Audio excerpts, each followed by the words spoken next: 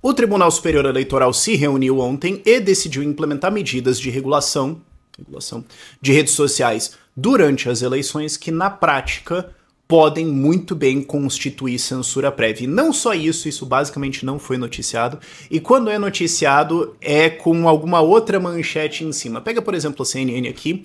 O artigo deles, que é o que eu encontrei que está mais completinho do que aconteceu, tem a manchete de proibiu IA e deepfake, e não fala coisas sobre redes sociais e outras coisas assim. Vamos entender o que está acontecendo. São dispositivos do PL 2630 que foram inseridos dentro da legislação eleitoral agora.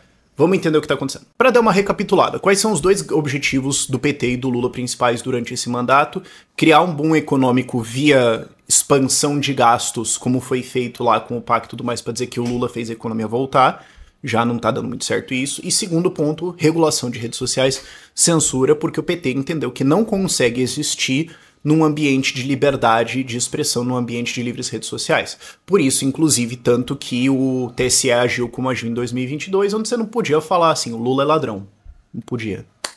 Eu não podia falar que, pô, o Lula gosta de ditadores, mandaram retirar. Censuraram um documentário do Brasil Paralelo que não chegou nem a ser publicado. Nem viram o que era.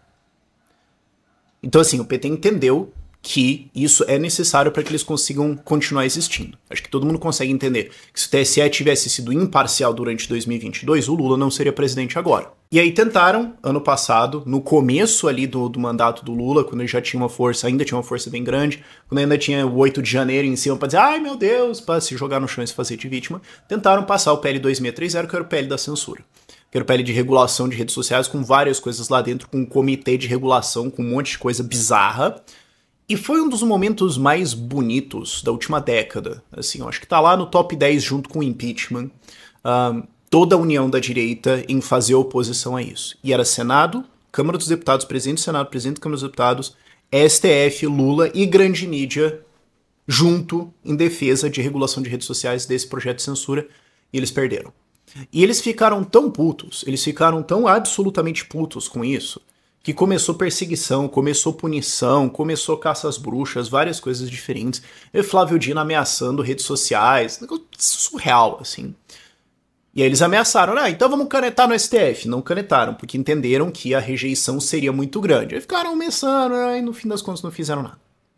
Mas ainda é um objetivo central do PT, ainda é um objetivo central da esquerda, e também é um objetivo importante para o STF, que às vezes a galera acha que é como se fosse a mesma entidade, não é, eles estão muito alinhados agora, mas podem brigar lá no futuro, mas só para dar esse ponto aqui. E aí o TSE se reuniu ontem, depois inclusive do Xandão ter aquela fala absolutamente insana que não cabe no campo da realidade, que eu fiz um vídeo sobre ontem, ele fala que liberdade é a coisa mais falada pelos extremistas, e várias pessoas comentaram uma coisa que muito sabe, e democracia é a palavra mais falada pelos autoritários. Muito bom. Essa aí vale pra tatuar. Depois dessa fala do Alexandre de Moraes, o TSE se reuniu e falou, não, vamos deliberar sobre a legislação das eleições de 2024. E dentro disso, pegou o dispositivo de dever de cuidado do PL 2630 e colocou como obrigatório, além de algumas outras medidas. Mas esse aqui é o mais grave.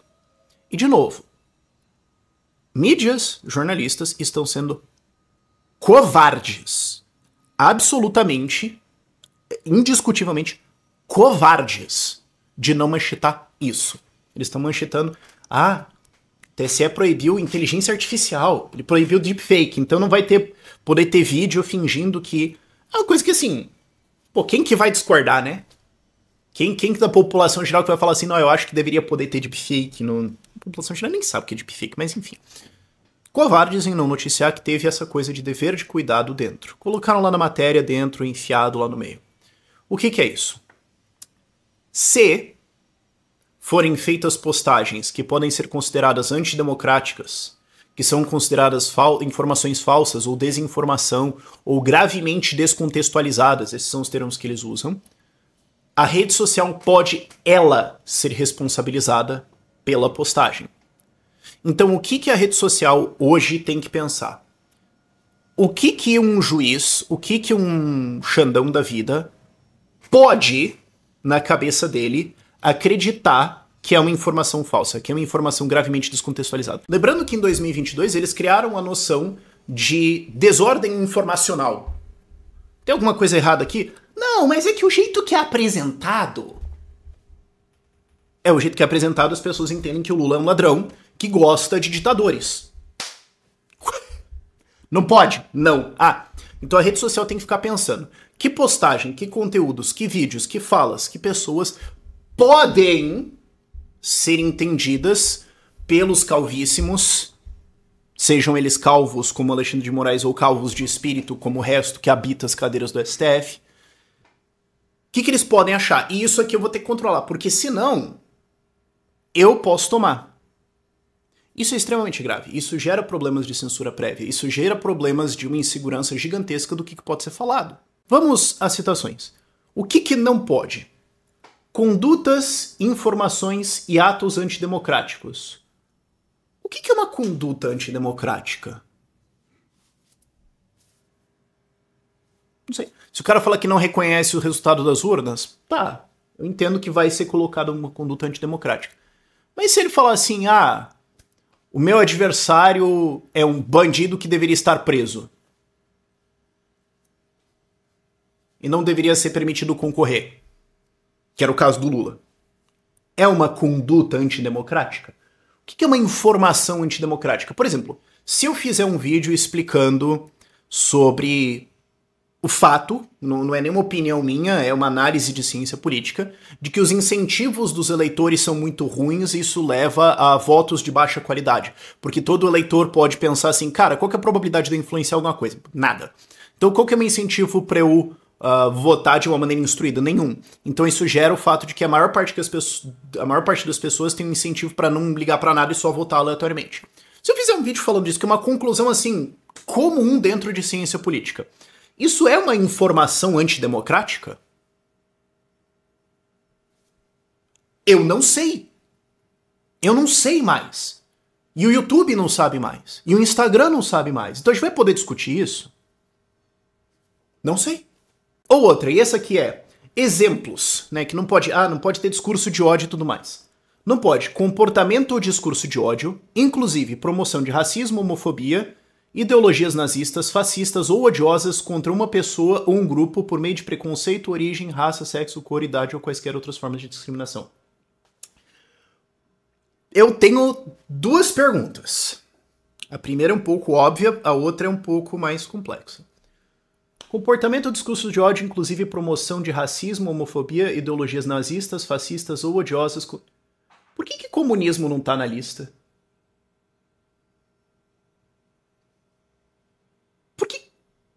Porque tem candidatos, e não são poucos, e tem partidos múltiplos que defendem revolução, que aderem a ideias marxistas, que aderem a ideias de tem que ter uma revolução onde a gente pega quem discorda, bota no paredão e fuzila e mata. Mata. Tem maluco que defende. Vai ter candidato gravado dizendo que num processo de revolução vai morrer um pessoal mesmo. Isso não é discurso de ódio? Pode? Ele pode. Tá tudo bem. Tudo bem dizer que, né, pô, numa revolução, né, pô, vai ter um pessoal que vai morrer aí, mas é porque eles estão trabalhando pros imperialistas e pros ricos, então azar. Poxa, que coisa. Você pode, não. Não, mas, Rafael, você pode imaginar que vai encaixar em odiosas contra uma pessoa ou um grupo. Bom, deveria. Não que eu esteja defendendo aqui que o cara não possa defender isso. Eu defendo a liberdade de expressão. Se ele quiser falar isso, que eu acho que é um absurdo inominável, eu defendo a liberdade dele falar. O meu ponto aqui é... Eu deveria confiar que os juízes vão olhar pra isso e falar, não, eu acho que isso é discurso de ódio igualmente, assim como o cara tem um discurso de ódio contra judeus. O que me leva a um outro ponto, que é... E o pessoal que, assim, apoiou o Hamas? Pode? Essa não era nem a minha segunda pergunta, eu só pensei isso agora enquanto eu tava falando. Como é que eu não pensei isso na pauta? E candidatos que têm em suas redes sociais registros de apoio ao Hamas? Pode. É uma pergunta meramente retórica. A gente sabe que todos eles está tudo bem, 100% democrático. A minha pergunta um pouco mais complexa é o seguinte: quem que vai decidir o que é promoção de fascismo? Porque a gente tem que lembrar que a gente está num país onde tem gente que acha que você beber um copo de leite é nazismo. Mas o Lula, né, passar pano pro Hamas, ser apoiado pelo Hamas, ser agradecido pelo Hamas, o PCO fazer reunião com o Hamas, é democrático, tá tudo bem. Entendeu? A gente tá num país que acha isso. Então eu gostaria de saber quem que vai olhar os conteúdos e decidir o que é fascismo ou não. Vai ser os tribunais? Vai ter agência de fact-checking? É isso? Bicho, o risco disso aqui... O risco disso aqui, cara... Mas eu já vejo o que passapanistas vão tentar falar. Ah, mas é só durante a eleição. Não, a medida é temporária. É só um aumento de imposto temporário que depois vai ser revertido. Claro. É só uma política temporária do governo, eu sei. Obviamente. Ah, vá. Assim, vamos combinar também que o que a gente esperava, quando saiu a ideia do PL 2630 e foi aprovada a urgência, boa parte de vocês aqui já estava fatalista, acabou, já era, tudo mais, vamos de 7, vamos sair do Brasil. Inclusive, se você quiser chamar 7 mesmo assim, eu entendo, tudo bem, não tem problema não, não julgo ninguém. Mas, todo mundo esperava que aquilo passasse, não passou. Aí depois, muita gente esperava que o STF canetasse, não canetou. Aí depois o TSE canetou durante as eleições. A gente recuou o cara lá pro canto. Então vamos também ter um senso de proporção aqui. Podia estar muito pior. O fato de que os caras fizeram isso na surdina, do jeito que fizeram ali, rapidinho e tudo mais, e que os jornais não estão querendo noticiar isso aí, porque estão com medo, mostra que a gente teve uma pressão na mesa, que a gente, eu tô querendo dizer, todo mundo com 3 neurônios funcionais e que é contra a censura. Não tô nem dizendo assim, eu, ideias radicais, libertários, tô dizendo todo mundo que votou contra o Lula e mais algumas pessoas que votaram no Lula, mas inclusive acham que essa lei aqui é meio demais, porque tem, ok? Isso aqui já revela que existe uma pressão contra isso. Então vamos com calma. Agora, é um teste. Vamos acostumando com a ideia. E tem alguns outros dispositivos ali que são colocados de showmício, que não é relevante, mas teve uma coisa boa. É uma coisa que eu vou falar, existe o fundão eleitoral, o fundo especial lá de campanha e tudo mais. E agora vai ser obrigatório que partidos tenham uma divulgação de quais foram os critérios de distribuição do fundão. Eles podem só colocar assim, tua mãe é aquela gorda. Não tem nenhuma exigência de que seja algum critério, sei lá, estudado, analisado, técnico, muito bom. Eles podem colocar nada, eles podem falar assim, liderança é importante, ponto. E não tem nenhuma punição por colocar um critério ruim. Aí se os caras olharem e falarem assim, que critério paia, não tem nenhuma punição, mas às vezes tem que se explicar. Porque o que acontece?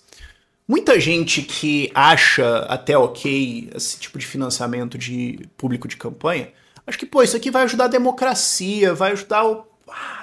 Uau! E a realidade é que caciques vão dar pros caras que já estão eleitos e é isso aí. E, inclusive, inflaciona bastante os gastos de campanha. O custo por voto subiu muito nas últimas 2 eleições. Mas pelo menos força alguma transparência nisso, força os caras a se explicarem. Porque, por exemplo, rolou uma patifaria inominável em 2022, que era... Por causa de um processo lá que foi colocado no STF, tinha que destinar a parte do fundão para candidatos negros e pardos, porque são minorias discriminadas. A STF carcou e botou para as eleições de 2022. O que aconteceu? O líder partidário ligando para candidato grande, que já queria dar fundão, e falando, cara, eu tenho aqui, sei lá, 1 milha de fundão parado que eu tenho que dar para alguém que é negro ou pardo. Muda a tua declaração lá no TCE, você tá colocando como branco, fala que você é pardo. Todo brasileiro pode falar assim, inventar da cabeça dele que ele é pardo de alguma forma. Mete o louco lá. Não tem consequência. Tem nenhuma punição. Bota isso aí e tal e eu consigo liberar esse fundão pra você. Então assim, esse dinheiro foi pra negros e pardos? Não. Rolou uma patifaria gigantesca pra já direcionar esse fundo de qualquer forma. Então assim, pelo menos isso aqui dá uma constrangida e algumas pessoas, não tô dizendo que assim que vai, meu Deus, a nação vai acordar pra... Não tô falando isso. Mas pelo menos algumas pessoas vão ter a oportunidade de confrontar isso e olhar e falar... Bando de parasita, ladrão, vagabundo, inútil que manda na minha vida. Parabéns, bem-vindo ao libertarianismo. Então, tem alguma coisa legal nisso aqui. E talvez isso aqui sirva para acordar mais pessoas para o que de fato está acontecendo. Pesquisas já apontam que 47% dos brasileiros acreditam que a gente vive numa ditadura do judiciário, porque vive mesmo. Isso aqui vai acordar mais gente pro fato. Isso aqui vai acordar mais gente pro que tá acontecendo, vai servir como mais um empurrão. De novo, não acho que vai ser o despertar da nação para a verdade de que imposto é roubo e está na gangue, mas faz mais gente perceber de fato o que está acontecendo por escancarar e pode trazer mais gente a ver sentido nas coisas, a ver razão e tomar uma decisão correta aqui. Lembrando que em 2026 tem eleição para Senado. De cada 3 cadeiras do Estado, 2 estarão em jogo, portanto, 2/3 do Senado, o suficiente para impeachment. E a pauta para a eleição de senador tem que ser, antes de tudo, antes da gente discutir qualquer coisa, impeachment do Alexandre de Moraes e outros ministros do STF, sim ou não? Se não, acabou a conversa. E aí vai ter que ver o cara, pô, tem processo, vai ficar amarrado, esquece. Vai ter que ter esse filtro, vai ter que ser essa pauta principal na eleição de senadores em 2026, porque isso aqui terá que ser cobrado. Por esse vídeo é isso.